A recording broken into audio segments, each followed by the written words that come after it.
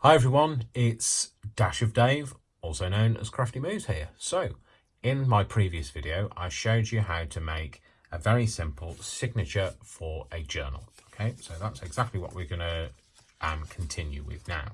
So, now we're going to make a very simple cover for the journal. Okay, so here's one I made earlier. Okay, so this is the cover. Okay, so we've got a cover, we have a spine, and we've got our 3 signatures. Okay, so you will need at least 3, possibly 4. Okay, what you will notice is there's a bit of give in this, and that's what you want with a journal. You want some give in it, okay, because you're going to be sticking things in there. You're going to be tucking things into pockets and all sorts of things, and you want to allow some kind of room for all those extra things you're going to put in. Okay, so what we're going to do with this is we're going to make this out of an A5 sheet of paper.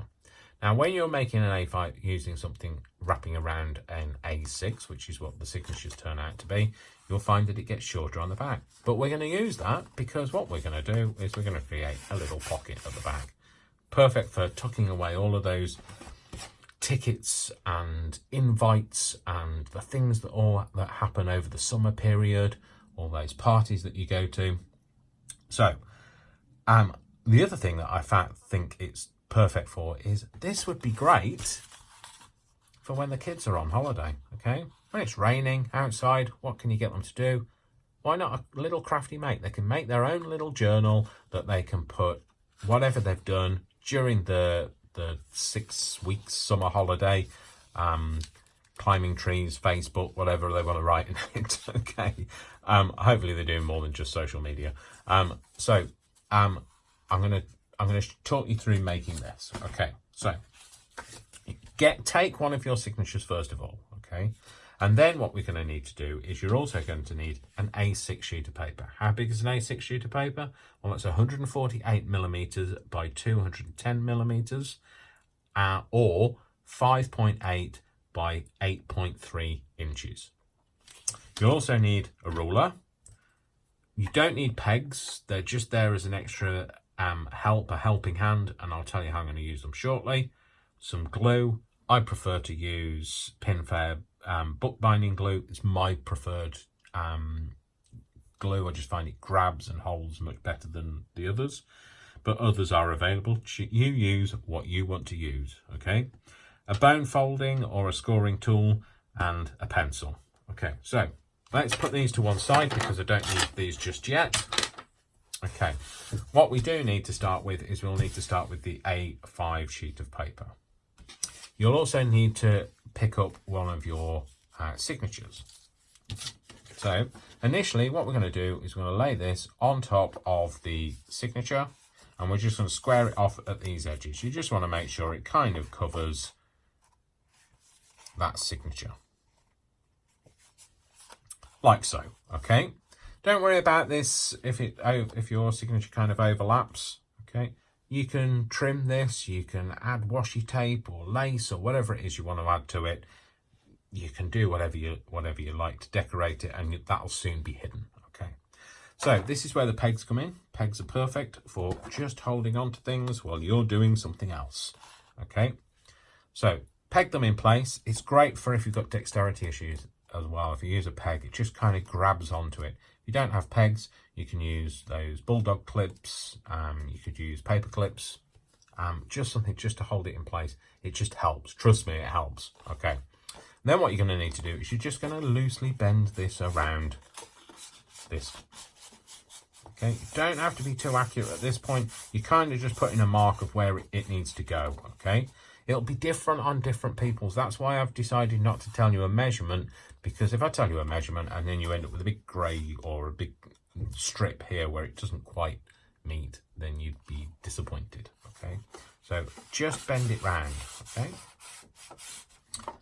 There you go. So you've done that bit, okay? And now what you need to do is take your pegs off. That's it. Your pegs have served their purpose. They can go back to the washing line, okay? So then what you want to do is you just want to firm up that fold, okay?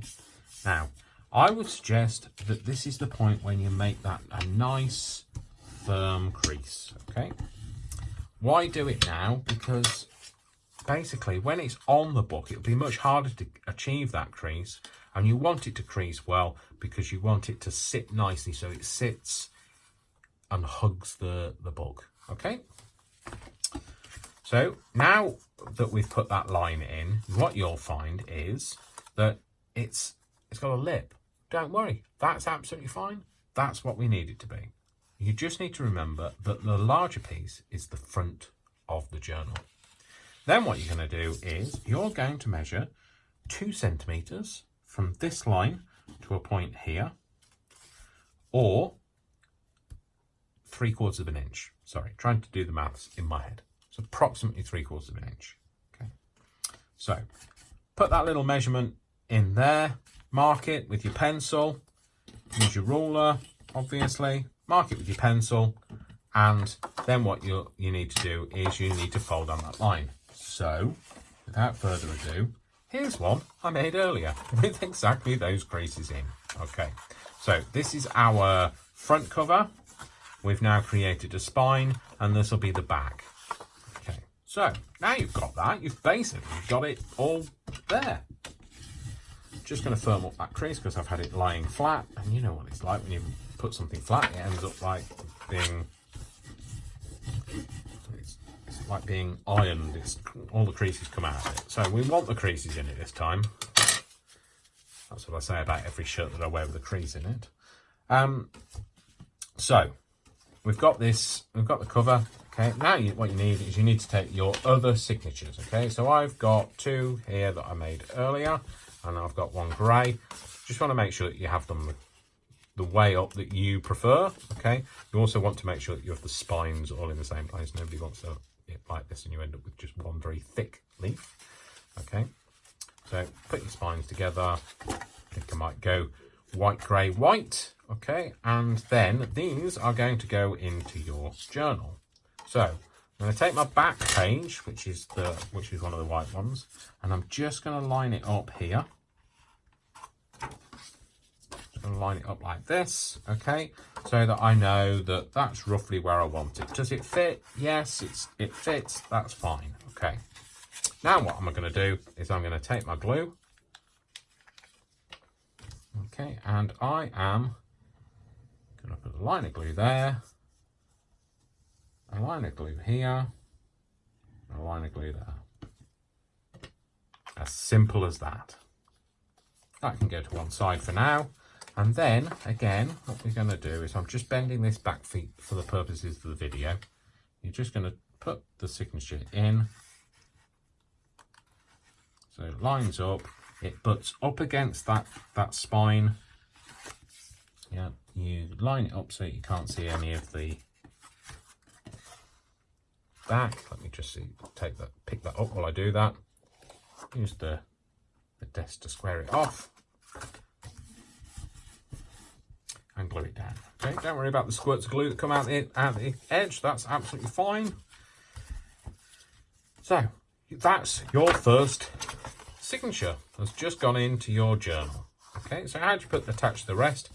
Well, you can choose to sew them into the spine, or you can do just like I do and glue them in. Create another pocket by, maybe you want to do a pocket separated in half. Okay, and then put your signature on. This is when Dave suddenly thinks, oh, is that the right way up? Who knows? Put that in. Okay, and then the same again with your final signature. So how do you want this one? Well, maybe we're going to have, this time, we're going to have a top pocket. Okay, line those up, press them down. Pegs can come back into play. They can just be there pegging away, doing their little job for me, whilst I kind of just square this off. What you'll find is now you've got the cover, okay. On the back, you've got the little pocket, okay. When the glue's dry, I will take it off, and if it all falls apart on camera, then it all falls apart on camera. It's craft. Do we care? No. So now we've got a little journal, okay, with plenty of space for all of those crafty goodies that you're going to stick in there, and all the the extra medium and all of the mixed media pages you're going to do. And then what you do with all of these loose ones, entirely up to you. Okay, if you choose to glue them together, you can, or you could just glue the bottom edge and make a side tuck pocket, or you could glue the side and make a bottom tuck, or the side and make a top tuck. However you choose, it's your journal, you do what you want. So here's one that I made on camera, and here's one I made earlier. Okay, very simple, very effective. Use up all of that card and paper that you didn't know what to do with, decorate it, put some edges around. The next video that you see, I'll be telling you some other things you could do on the leaves of this page, of these pages. So these little bits inside. Okay, so enjoy, go and make, and I'll see you very soon. So, as I always end, crafty kiss, crafty hugs. Don't forget to like, subscribe, and follow me on Instagram. I'll see you very soon. You take care. Bye.